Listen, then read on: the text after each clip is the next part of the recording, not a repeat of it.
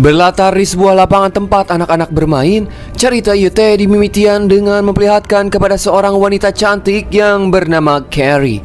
Kala itu beliau mencoba menyapa kepada gadis kecil yang berdiri sendirian sambil bernyanyi. Namun tak kenapa, ketika si Carrie berusaha akrab dengannya, gadis itu hanya menatap dengan tatapan aneh dan tidak menjawab sapaan Carrie sama sekali. Tak berselang lama, datanglah teman Carrie yang bernama Gabby, di mana kedatangannya itu membuat Carrie sangat senang. Tak hanya Gabby, datang lagi teman mereka yang bernama Christopher. Terlihat dirinya juga sangat antusias saat melihat Gabby. Usus punya usus, si Gabby ini merupakan mantan kekasih Chris di masa lalu, dan mereka semua sudah lama tidak berjumpa satu sama lain. Dan sekarang tujuan mereka berkumpul di tempat ini adalah untuk merayakan ulang tahun salah satu teman mereka yang bernama Olivia. Dalam rangka ulang tahunnya, Olivia juga menjanjikan akan mengajak mereka semua menuju suatu tempat. Namun dia belum memberitahu kemana lokasi tujuannya. Tak lama kemudian datanglah orang yang sedang ulang tahun, yaitu Olivia. Ini parasnya beserta temannya yang bernama Sarah. Lantas mereka pun langsung memberikan hadiah yang sudah disiapkan khusus untuk Olivia tercinta. Well, this is fun. All my best friends out on our old stomping grounds, which I'm so down for. To celebrate the birth of this magnificent. I love you all. Not to rain on your downpour. After midnight. Guys, 48. Kemudian Olivia pun memberitahu kepada ia akan mengajak teman-temannya, yaitu ke sebuah acara festival musik terkenal. Tetapi untuk menuju ke sana, mereka akan menaiki mobil camper van besar yang sudah disiapkan oleh pacarnya Olivia. Dan tak berselang lama, datanglah pacar si Olivia bernama Michael. Ternyata Michael tidak datang sendirian, ia juga membawa temannya yang bernama Jason. Di mana Jason ini merupakan mantan anggota pemuda Pancasila alias militer. Tampang Jason yang tampan sama seperti saya, ditambah suaranya yang ngebas membuat Carrie mulai caper kepadanya. Setelah semuanya selesai berkenalan dengan Jason, Olivia pun menyuruh mereka semua untuk bersiap-siap dan naik ke mobil. Karena hari ini juga mereka akan berangkat menuju lokasi yang dituju bernama Blue Lake. Stop! Blue light! Blue light!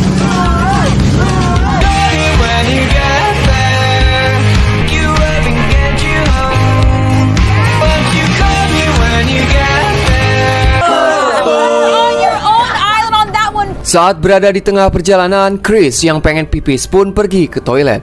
Namun secara tak sengaja, ia malah menemukan kotak berisi beberapa cakar hewan. Di sini Chris masih berpikir mungkin cakar-cakar ini milik pamannya Michael. Kemudian perjalanan mereka pun berhenti di pom bensin untuk mengisi bahan bakar, dan tentunya untuk berbelanja segala tetek bengek jajanan.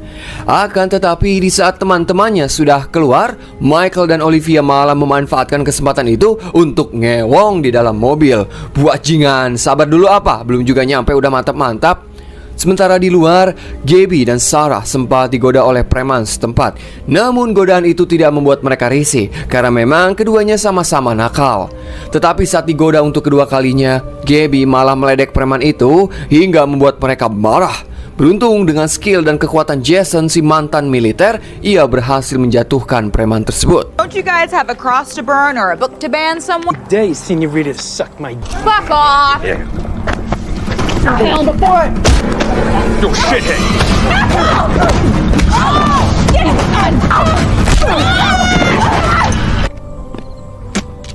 Setelah selesai menghajar para preman itu, mereka pun langsung pergi dari sana. Ternyata masalah tidak selesai begitu saja, sebab para preman tadi mulai mengejar mereka menggunakan truk. Lantas Jason pun berusaha menghindari kejaran preman itu. Ia juga hampir tertembak oleh preman itu. Beruntung Jason pun langsung membanting setirnya ke arah kanan. Alhasil mobil mereka keluar dari jalur utama atau jalan yang seharusnya mereka lewati. Kemudian setelah beberapa meter, mereka pun berhenti untuk mengecek keadaan mobil. Melihat mobilnya sudah parah renyok alias rempak, membuat Michael panik kabina-bina, karena mobil ini adalah mobil kesayangan pamannya. Sementara Carrie berniat menghubungi kepolisian, namun hal itu malah dicegah oleh Olivia, karena Olivia takut jika polisi berhasil menemukan obat-obatan haram yang sudah ia bawa. Dengan bujukan Olivia yang sampai memohon-mohon, pada akhirnya Carrie pun menutup kembali ponselnya. Setelah itu Olivia pun mengajak mereka untuk kembali melanjutkan perjalanan. Namun Michael tidak yakin jika mereka harus melewati jalan utama karena mungkin masih ada preman tadi yang menunggu mereka. Di sini Gabby pun memberitahu, menurut Google Maps yang ada di HP-nya, jalan tempat mereka sekarang juga menuju tempat tujuan. Akan tetapi jalan ini lebih lama dari jalan utama. Ya, daripada dapat masalah lagi dengan preman itu, akhirnya mereka sepakat untuk melewati jalur lain. We're going to blue light, blue light, blue light, blue light.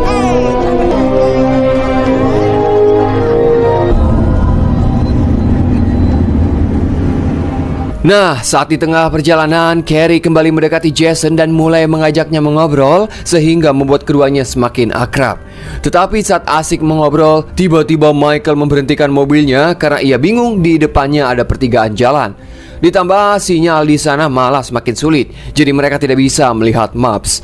Beruntung masih ada ponsel Gabby yang bisa menangkap sinyal karena Gabby memakai kartu Telkomsel. Lantas ia pun menyuruh Michael untuk belok kanan.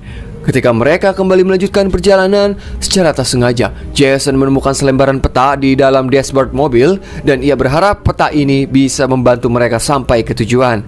Namun perhatian Carrie dan Gabby teralihkan saat melihat mobil mewah terparkir di sisi jalan, entah milik siapa. Namun hal itu cukup aneh bagi mereka. Bisa-bisanya mobil mewah parkir di tempat yang sangat sepi. Leave it. Oh my god, oh my god. Great kick. Oh. Nice car like that. Out here in the middle of nowhere? What did they do? Just walk? We've been driving for miles. We haven't seen. Guys, you think of the stupidest shit for a smart girl sometimes.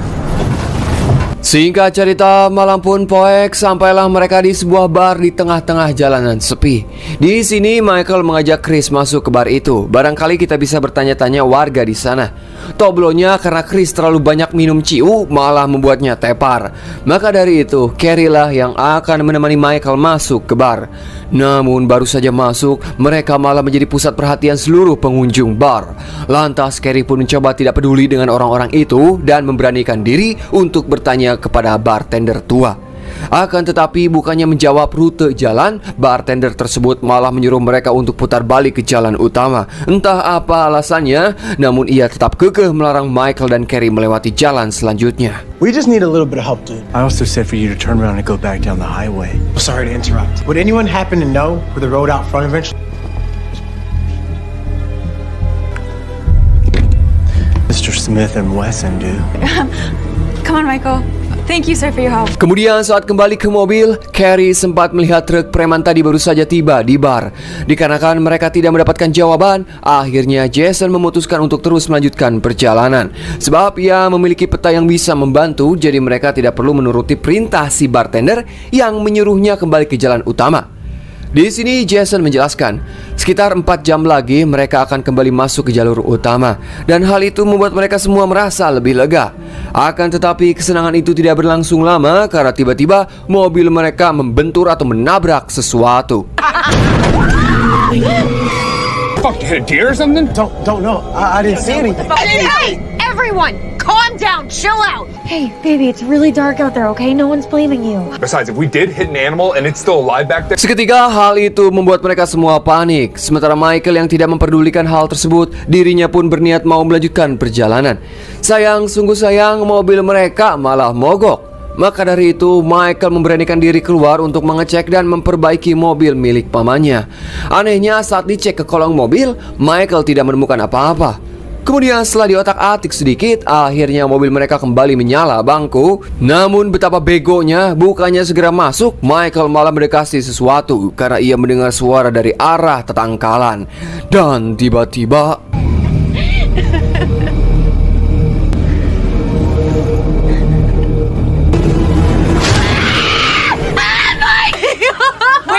I don't know. He was coming back in a second. She's going into shock. We need to lay her down now. Right here. Oh, we need elevator feet. Give me that blanket. We have people. entah apa yang terjadi dengan Michael sampai-sampai Olivia yang melihatnya pingsan. Mereka yang masih berada di dalam mobil juga sempat mendengar suara-suara aneh dari luar.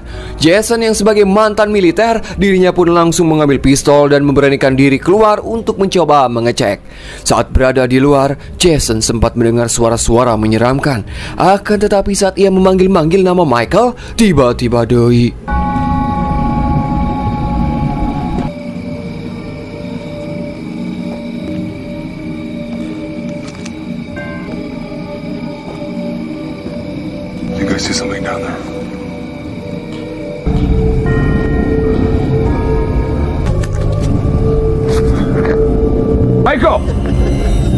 That you?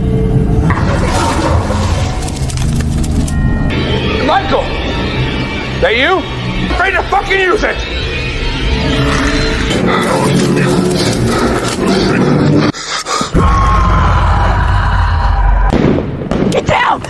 Sempat terdengar beberapa kali suara tembakan hingga membuat para wanita semakin ketakutan. Ditambah pintu mobil mereka terbuka sendiri. Dan di saat yang bersamaan muncul si Jason, tetapi dengan tubuh yang penuh dengan darah. Namun tiba-tiba dirinya ditarik sangat kencang, entah ditarik sosok apa. Para wanita yang semakin ketakutan, mereka pun langsung mencoba kabur. Namun baru beberapa meter, lagi-lagi mobil mereka tertahan oleh objek tak terlihat, hingga membuatnya tidak bisa berjalan sama sekali. Di tengah ketakutan dan kepanikan ini, Carrie berpikir mungkin semua ini hanyalah kejahilan atau prank semata. Ya, tujuannya hanya untuk memeriahkan ulang tahun Olivia. Bisa saja Olivia pura-pura pingsan dan sudah bekerja sama dengan Michael dan Jason. Maka dari itu mereka mencoba mengetesnya dengan menyemburkan asap rokok ke wajah Olivia. Namun ternyata anggapan mereka salah, karena Olivia tidak bereaksi sedikit pun. Dan di saat yang bersamaan muncul sosok yang berusaha masuk ke dalam mobil.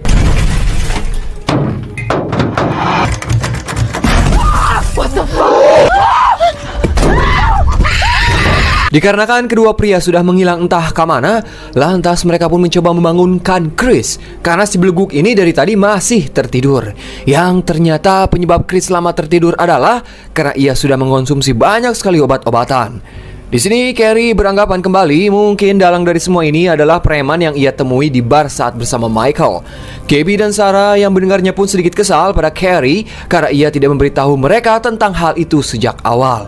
Namun di tengah perdebatan itu, mereka dibuat terkejut saat melihat Olivia yang sudah tersadar sedang menelpon seseorang. Padahal keadaan sinyal di sekitar sangatlah buruk, bahkan sinyal untuk membaca GPS pun tidak bisa, apalagi untuk menelpon. Tak cukup sampai di situ, tiba-tiba Olivia sudah berada di luar mobil sambil berjalan ke arah kegelapan. Sayang mereka tidak bisa menolongnya karena seluruh jendela dan pintu seketika terkunci. Terdengar Olivia juga memanggil-manggil nama Michael, namun tak apa yang sedang dilihat di hadapannya karena yang lain tidak bisa melihat apa-apa selain kegelapan.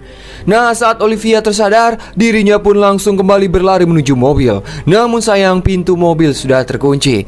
Lagi-lagi mereka dibuat kebingungan karena sekarang Olivia menjadi dua. Gabby yang berniat mau membuka pintu langsung ditahan oleh Sarah karena ia yakin bahwa Olivia yang asli ada di depan mereka. Namun beberapa saat kemudian keduanya menghilang seketika. Gabby, look, damn it! Gabby!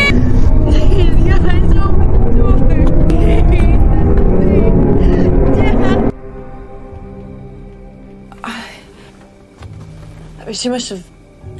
Setelah beberapa kejadian aneh yang menimpa mereka, Sarah berpikir bahwa semua ini bukanlah kejahatan manusia, melainkan jurik atau makhluk penunggu hutan ini. Tak berselang lama, lagi-lagi terdengarlah suara ketukan pintu yang membuat mereka kembali panik. Makhluk itu juga berusaha mendobrak mobil. Gabby yang sudah lelah dengan keadaan ini karena dari tadi terjebak di dalam mobil, dirinya pun memberanikan diri untuk keluar dan berlari sekuat tenaga. Siapa tahu ia bisa sampai menemukan jalan utama atau keramaian demi bisa meminta pertolongan. Tetapi di saat membuka pintu, Gabby dikejutkan dengan jasad Olivia yang sudah hancur tak berbentuk.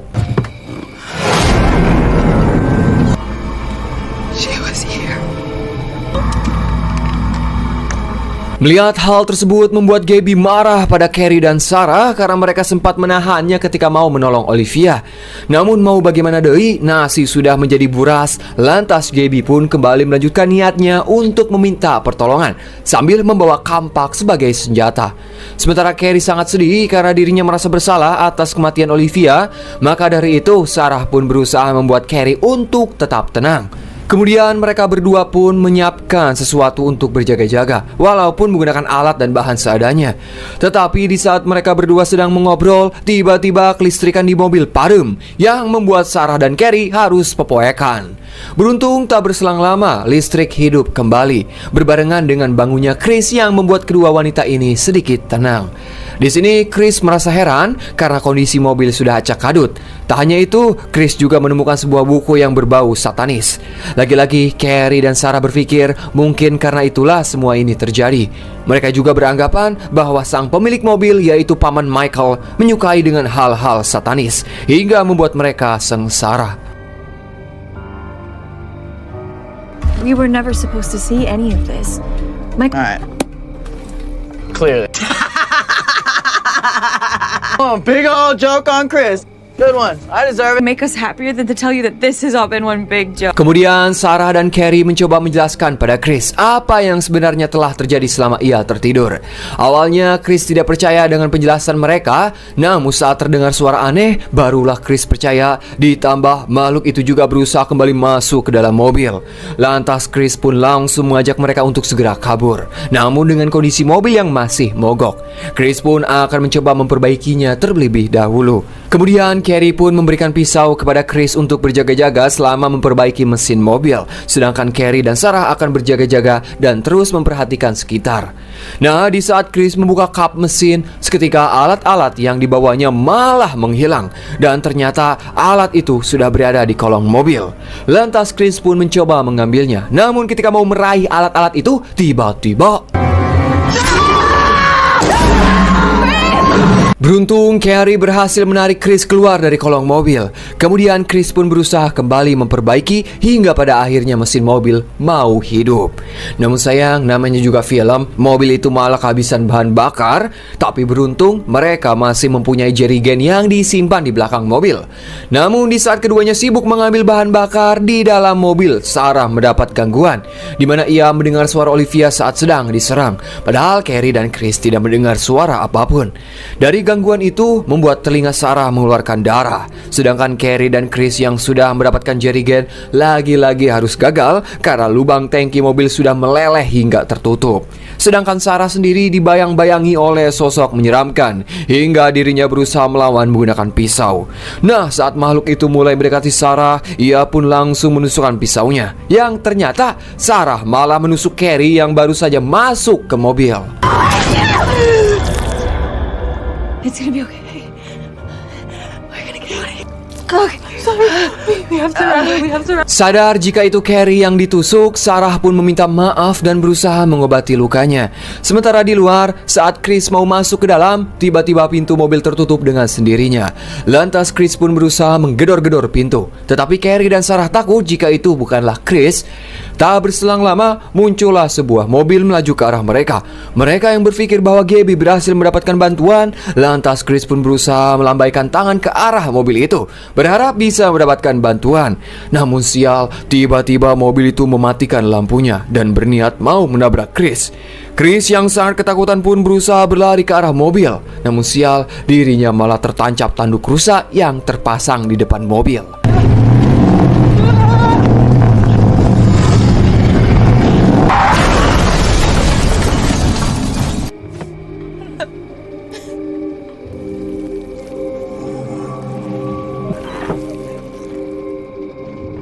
Dan sekarang yang tersisa hanyalah Carrie dan Sarah. Saking capeknya dari tadi diganggu terus-terusan, membuat Carrie ketiduran. Namun saat terbangun, Sarah mengatakan, "Kau harus tertidur selamanya." Dan tiba-tiba Sarah mencekik si Carrie.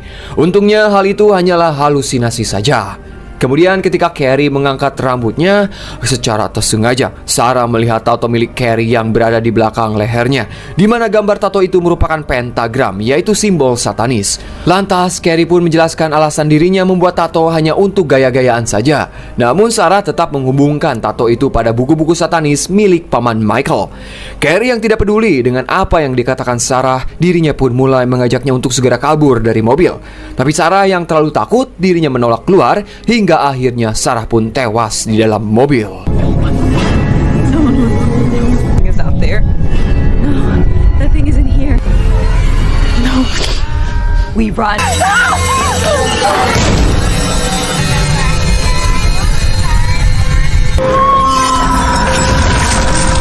Kini tinggal tersisa Carrie seorang. Lantas ia pun langsung berlari ke arah hutan. Beruntung ia keluar di saat hari mulai pagi. Akan tetapi di tengah pelariannya itu, dirinya malah terjatuh akibat najong oleh potongan kaki si Gabby. Ternyata ia juga tewas dan gagal mencari pertolongan. Tak menyerah begitu saja, Carrie pun terus berlari hingga pada akhirnya ia berhasil sampai ke jalan utama. Namun sayang, nasib Carrie juga sama seperti teman-temannya.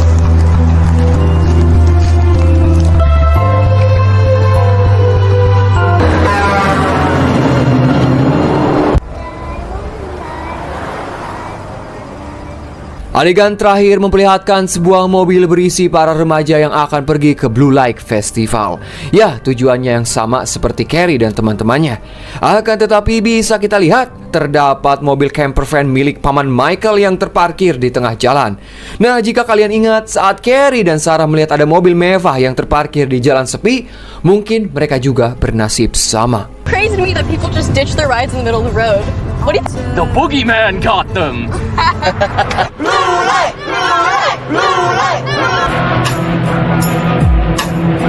Dan film pun anggesan.